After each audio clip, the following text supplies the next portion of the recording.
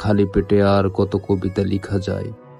পেটে বিধ্বংসী ক্ষুধা, হৃদয়ে অমীমাংসিত প্রণয়।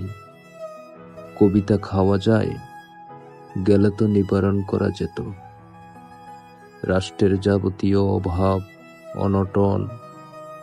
রাষ্ট্র খায় নাগরিকের রেশন, আর আমি দিন খাই সারা রাত জেগে। পেটে বিধ্বংসী ক্ষুধা।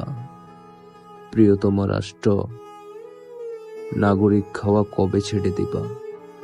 গরিবের এত ক্ষুধা, বাজারের দর, মন্ত্রিসভার এত দাম্ভিকতা, কই এসব কিছুই তো তুমি খাও না। প্রিয়তম রাষ্ট্র, তুমি খাও অক্ষত লাশ, আর আমি দিন খাই সারা রাত জেগে।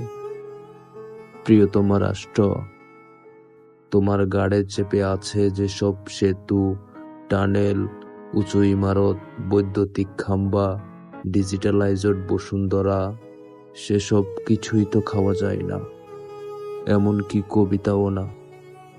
লাগাম ধরে দাঁড়িয়ে আছে যে আইনসভা, বিশ্বাস করো তার দেয়ালের একটা ইটও খাওয়া যায় না।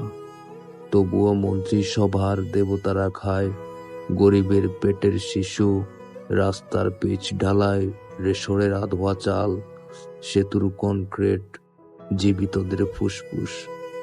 অতঃপর রাষ্ট্রের পেটে যায় নাগরিক, আমার পেটে বিধ্বংসী ক্ষুধা। প্রিয়তম রাষ্ট্র, তোমাকে খাওয়া যায় না, এমনকি কবিতাও না। তাই আমি দিন খাই সারা রাত জেগে।